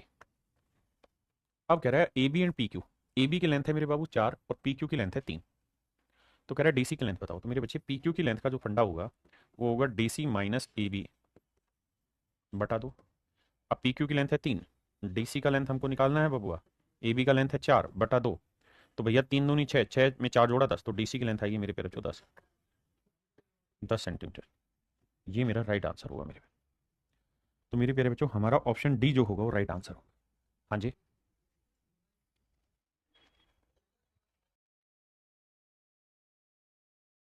देखिए मेरे भाई, सवाल में क्या कह रहा है, कहता है कि ए बी सी डी एक ट्रेपेजियम है और अगर इसमें डायगोनल खींचे जाए, अगर क्या खींचे जाए मेरे प्यारे बच्चों, डायगोनल खींचे जाए, एक डायगोनल ये वाला खींच दिया बाबू और एक डायगोनल हमने ये वाला खींचा, अगर हम दोनों डायगोनल खींच दे रहे हैं मेरे बच्चे, तो एक रिलेशन बनता है बहुत खूबसूरत, क्या कि दोनों डायगोनल के स्क्वायर का sum A C square plus B D square, ध्यान देना A C square plus B D square, दोनों डायगोनल दोनों विकर्णों के वर्गों का योग हमेशा ही बराबर होगा किसके, A D square plus B C square plus twice of A B into C D, twice of A B into C D. क्या, दोनों विकर्णों के वर्गों का योग, दोनों विकर्णों के वर्गों का योग नॉन पैरेलल लाइनें के वर्गों का योग, नॉन पैरेलल लाइनें AD square plus BC square plus में ट्वाइस ऑफ दोनों पैरेलल लाइन के प्रोडक्ट के बराबर होगा, ट्वाइस ऑफ दोनों पैरेलल लाइन के प्रोडक्ट के बराबर होगा।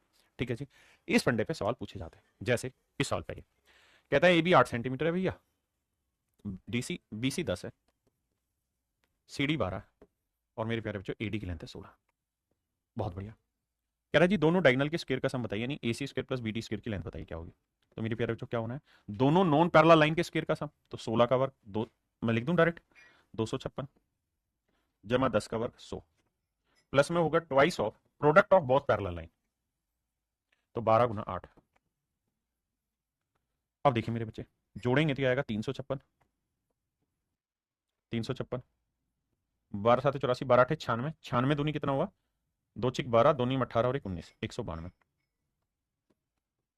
तो 6 और 2 8, 9 और 5 14 का चौका हसल 1, 3 और 1 4 और 1 5, 548 मेरे प्यारे बच्चों मेरा आंसर है। 6 और 2 8, 9 और 5 14 का चौको हसल 1, 3 और 1 4 1 5, 548 मेरा राइट आंसर है मेरे प्यारे बच्चों। यानी मेरे नन्हे मुन्ने प्यारे बच्चों मेरा सही उत्तर होगा 548। हाँ जी, आइए आगे।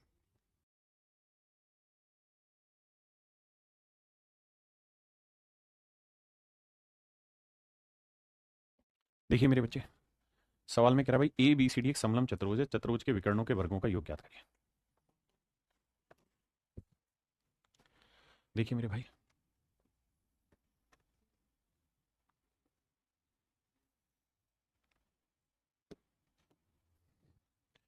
कहता है ए बी सी डी एक समलंब चतुर्भुज है, चतुर्भुज के विकर्णों के वर्गों का योग ज्ञात करिए।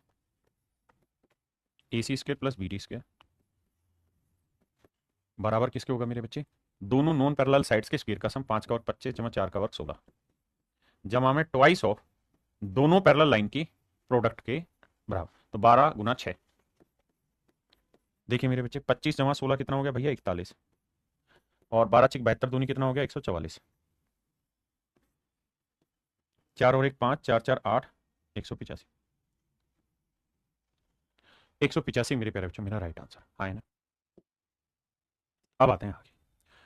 मेरे नन्हे मुन्ने प्यारे बच्चों, ये बात भी आप बहुत अच्छे से जानते हैं कि अगर किसी ट्रेपीजियम में डायगोनल हम खींचते हैं, तो जब हम डायगोनल खींचेंगे तो ये वाला एंगल और ये वाला एंगल बराबर होंगे, अल्टरनेट इंटीरियर एंगल।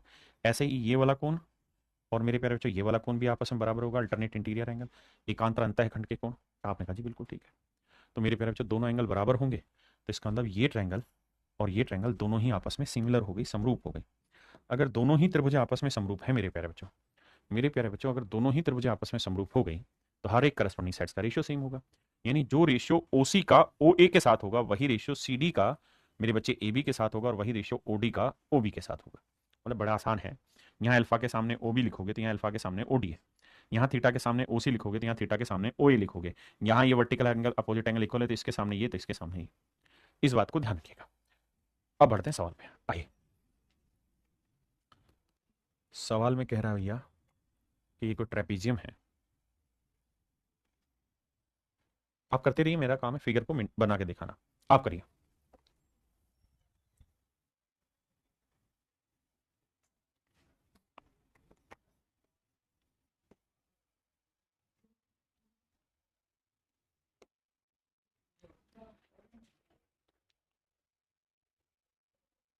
सवाल में पढ़िए ध्यान से, इंग्लिश में पढ़ते हैं फिर समझेंगे हिंदी में। कह रहा है in a trapezium one diagonal divides the other diagonal in the ratio 2:9। कहता है कि भाई एक विकर्ण दूसरे विकर्ण को 2:9 में विभाजित करता है, 2:9 में विभाजित करता है। यानी समझो ये डायगोनल इस वाले डायगोनल को 2:9 में बांट रहा है। आपने कहा ठीक है, अगर 2:9 में बांट रहा है ना मेरे बच्चे, तो मैंने अभी समझाया कि ये त्रिभुज और ये त्रिभुज दोनों सिमिलर होंगे, और अगर ये सिमिलर है तो हर एक करस्पॉन्डिंग साइड्स का रेशियो 2:9 ही होना है, सेम रहेगा 2:9। तो 9 यूनिट 45 है, तो 1 यूनिट 5 है मेरे बच्चे, तो 2 यूनिट आएगा, 2 5 10। ये मेरा राइट आंसर है। आइए भाई,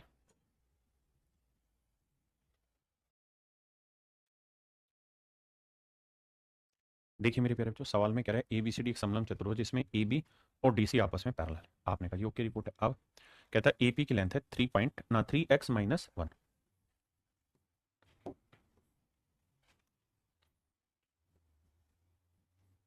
AP की लेंथ है मेरे प्यारे बच्चों 3x - 1, PC की लेंथ है 5x - 3, BP की लेंथ है मेरे बच्चे 2x+1, और PD की लेंथ है 6x - 1, 6x - 5। ऐसा मैं नहीं सवाल कह रहा, तो कह रहा है DB की लेंथ बताइए क्या होगी। मेरे प्यारे बच्चों आप ये बात खूबसूरती से समझते हैं कि ये वाला एंगल इसके बराबर होता है और ये वाला एंगल इसके बराबर होता है, और चूंकि ये दोनों ही सिमिलर ट्रायंगल होगी तो हर एक की करस्पॉन्डिंग साइड्स का रेशियो सेम होना है। तो यहाँ सिंगल एंगल के सामने 2x+1 है, तो यहाँ सिंगल एंगल के सामने है 6x - 5। बहुत बढ़िया।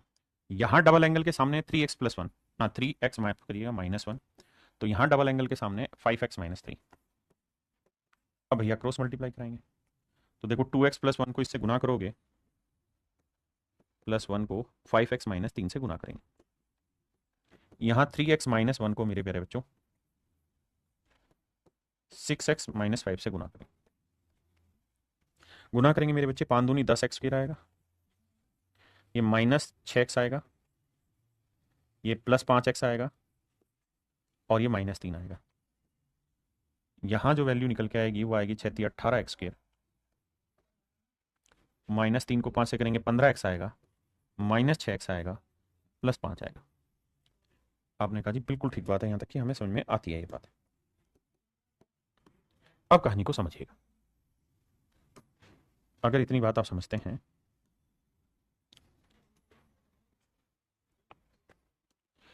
अब जरा ध्यान दीजिए मेरे प्यारे बच्चों, यहां है 18 एक्स स्क्वायर, यहां है 10 एक्स स्क्वायर, यहां 18 एक्स स्क्वायर है, यहां 10 एक्स स्क्वायर, तो घटाओगे क्या बचेगा 8 एक्स स्क्वायर। मैं उधर ले जा रहा हूं सबको, ठीक है जी। यहां 6 में से 5 गया, माइनस एक्स बचा, यहां 15 और 6 21, माइनस 21 एक्स है, यहां माइनस एक्स बचा, इधर जाएगा तो प्लस का होगा, 21 में से घटाया तो माइनस 20 एक्स आया। यहां 5 है, माइनस 3 उधर जाएगा, प्लस का होगा तो 8 आएगा, बराबर 0। पूरे में से मेरे प्यारे बच्चों क्या को मना रहा है, 4 को मना रहा है, तो 2 एक्स स्क्वायर आया, माइनस 5 एक्स आया, और प्लस में 2 है। अब हमें कुल मिला के देखना है कि मल्टीप्लाई करें तो आए 4 और जोड़े घटाएं तो आए -5। तो आप कहेंगे सर एक -4 बना, एक -1 बना, क्योंकि ने गुना किया तो +4 ही आया, तो आंसर मतलब फैक्टर होगा -4 -1। बटे में यहाँ 2 है तो 2 लिखते हैं, क्वाड्रेटिक इक्वेशन सोल्व करनी समझाई थी। अब कोफिशिएंट ये था फैक्टर, तो एक्चुअल में यहाँ वैल्यू क्या आएगी, प्लस, दोनों जगह 2 से काटेंगे, ये 2 आएगा और ये 1/2, यानी x की वैल्यू या तो 1/2 होगी या 2 होगी।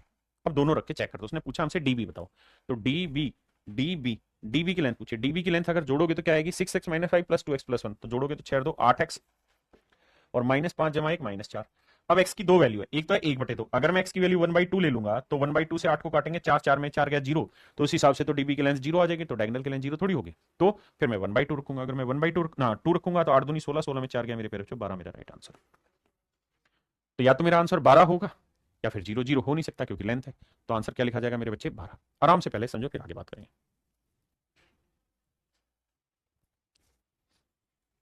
अब मेरे प्यारे बच्चों हम बात करते हैं कि इसी सवाल को अगर सर पेपर में उड़ाना हो तो कैसे किया जाए।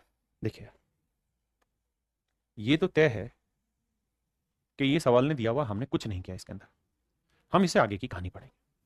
मेरे प्यारे बच्चों ऐसे सवालों का सबसे आसान तरीका ऑप्शन से उठा लीजिए। उसने कहा कि डीबी की लेंथ कितनी है, 6x - 5 + 2x + 1, 6 2 8x - 4, 8x - 4। अगर मेरे बच्चे ये 14 के बराबर है, मैं पहला ऑप्शन ठीक मान लेता हूं, तो 14 और 4 18, तो 8x की वैल्यू आई 18। अब x की वैल्यू आएगी 18/8 यानी 9/4, तो ये पॉइंटों में आप फंस जाओगे यहाँ वैल्यू रखते होते, वैल्यू रखोगे तो यहाँ कैलकुलेशन में आपको दिक्कत होगी। तो बेटर तरीका है कि इस वैल्यू को सबसे लास्ट में ट्राई करें, अगर देखना ही है। मैं अगला 12 लेता हूं, अगर यहाँ 12 लूंगा मेरे प्यारे बच्चों, तो 12 और 4 कितना हो जाएगा 16, तो x की वैल्यू कितनी आ गई 2। अगर x की वैल्यू 2 है तो 2 दूनी 4 और 1 5, और 2 6 12 में से 5 गया 7, यहाँ 2 3 6 में से 1 गया 5 और 2 5 10 में 3 गया 7, रेशियो सेट आ गया, तो आंसर आ गया 12। यानी ऑप्शन से चला जाए, किससे जाया जाए मेरे बच्चे, ऑप्शन से जाया जाए सबसे पहले, वही एक तरीका आसान बैठता है। माफ करिएगा, बताइए सर।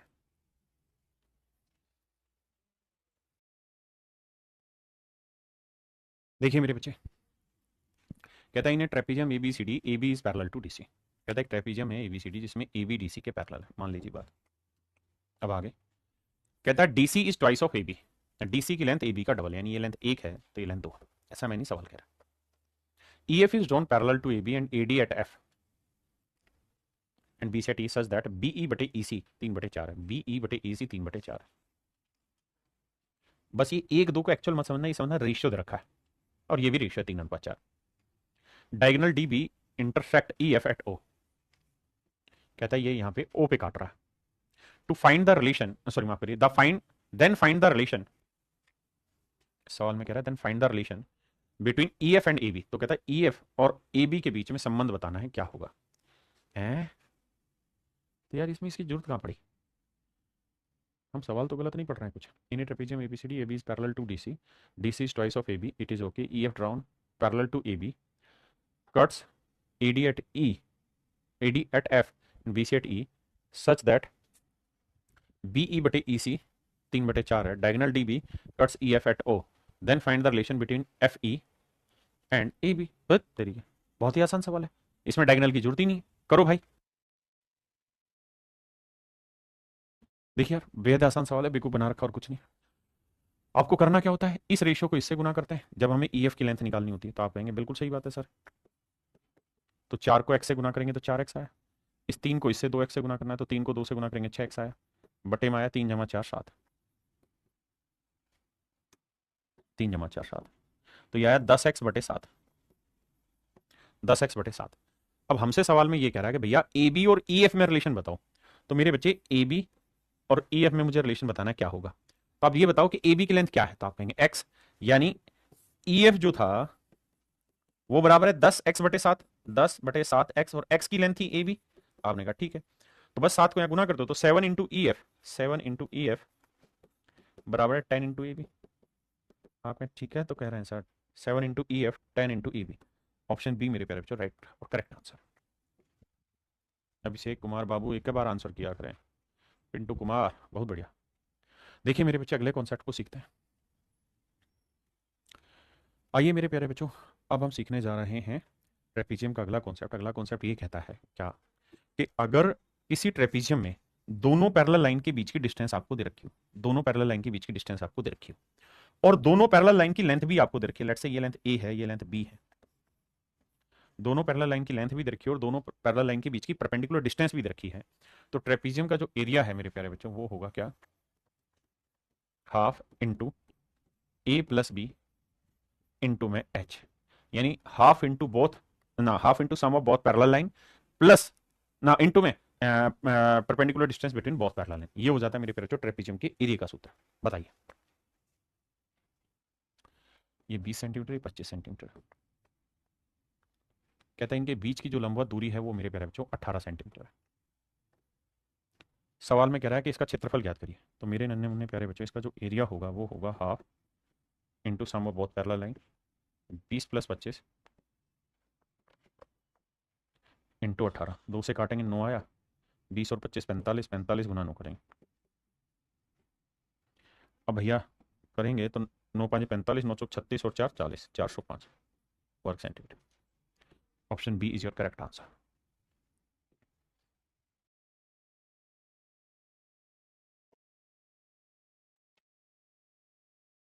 देखिए मेरे भाई, सवाल में कह रहा था area of a trapezium is this, its parallel side are this and this. कहता है इसकी पैरेलल साइड्स की लेंथ 30 सेंटीमीटर और 28 सेंटीमीटर है।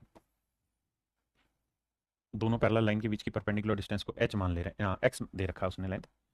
तो कह रहा है x की वैल्यू बताओ। तो भैया फार्मूला होगा half into sum of both parallel line, तो 30 और 28 को जोड़ेंगे तो आएगा 58, इंटू में प्रोडक्ट ऑफ ना, इंटू में प्रोडक्ट ऑफ मतलब into perpendicular distance between both parallel line वो x, और ये एरिया बराबर दे रखा है 580 के।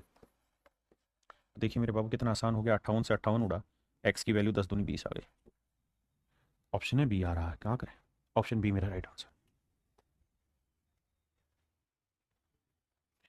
कहता है area of a field in the shape of a trapezium is this, the perpendicular distance between its parallel line is 24 centimetre. कहता है ये है 24 सेंटीमीटर, बहुत सुंदर। And the ratio parallel sides is 5:3, यानी ये 5x है तो ये मेरे प्यारे बच्चों 3x है। एरिया दे रखा है तो एरिया का फंडा होगा half into sum of both parallel line, जोड़ेंगे तो 5 और 3 8x आएगा मेरे प्यारे बच्चों। Distance between two parallel line 24, और ये एरिया मेरे प्यारे बच्चों 1440। अब 12 से काटेंगे मेरे भाई, 12 12 144, जीरो आया। 8 से काटेंगे 15 आया।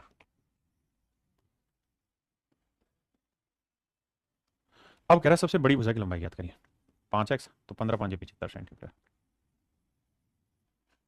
तो मेरे प्यारे बच्चों मेरा जो करेक्ट आंसर होगा 75 centimetre.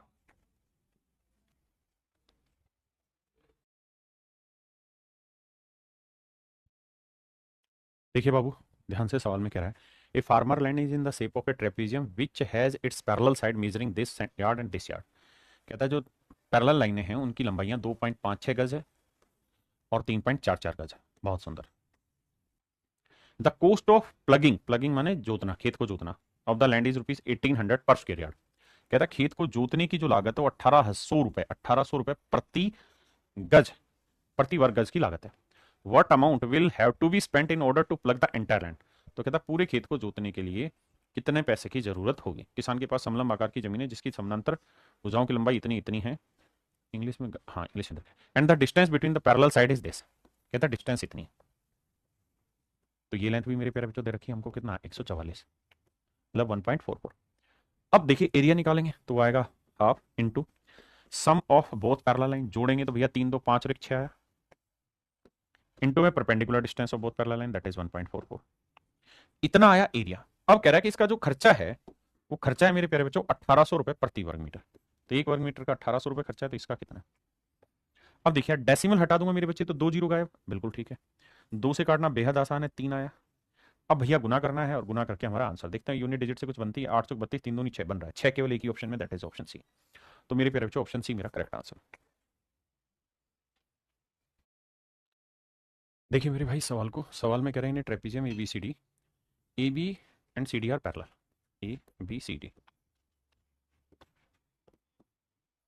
AB and CD are parallel, E and F are the mid points. देखिए मेरे बच्चे E और F दोनों मिड पॉइंट है। अगर मेरे प्यारे बच्चों E और F दोनों मिड पॉइंट है तो ये तय है कि ये लेंथ हमारे पास 8 है, ये लेंथ 11 है, तो मिड पॉइंट को मिलाएंगे तो ये लेंथ क्या होगी, इन दोनों की जोड़ क्या आती है, 11 और 8 19, 19 का आधा कितना होगा भाई, 20 का आधा 10, 19 का 9.5, तो ये लेंथ होगी 9.5। अब मेरे बच्चे एक बात बताइए क्या, कि हम इस बात को बड़ी खूबसूरती से जान सकते हैं कि सर अगर ये मिड पॉइंट है तो जितनी परपेंडिकुलर डिस्टेंस इन दोनों पैरेलल लाइन की होगी ना, उतनी ही परपेंडिकुलर डिस्टेंस इन दोनों पैरेलल लाइन की भी होगी। क्या अगर मेरे प्यारे बच्चों ये लाइन इन दोनों लाइनों के पैरेलल है तो जितनी परपेंडिकुलर डिस्टेंस इसकी होगी उतनी ही परपेंडिकुलर डिस्टेंस इसकी होगी। अब मेरे प्यारे बच्चों मुझे क्या करना है, दोनों का एरिया डिफाइन करना है। तो इसका पहले वाले का एरिया क्या हो जाएगा, half into sum of both parallel line. तो 9.5 जमा 8 करेंगे तो 9 8 17.5 गुना हाइट हो गई h। इसका एरिया निकालेंगे तो हाफ इंटू में सम ऑफ बोथ पैरेलल लाइन, तो 11 जमा 9.5, 11 और 9 20.5, इंटू में परपेंडिकुलर डिस्टेंस h ही रहे क्योंकि मिड पॉइंट है। अब मेरे बेटे कटिंग चलेगी, h से h गया, हाफ से हाफ गया, डेसिमल से डेसिमल गया, 5 से कट रहा है, 5 3 15, 5 5 25, 5 चौक 20, 5 1 5 41। तो मेरे प्यारे बच्चों आंसर है 35/41। आंसर आया मेरे प्यारे बच्चों 35/41। आंसर आया मेरे भाई 35/41। तो चलिए मेरे प्यारे बच्चों आज के लिए इतना ही रखते हैं, बाकी फिर कल मिलेंगे इससे आगे। आज के लिए इतना ही, थैंक यू।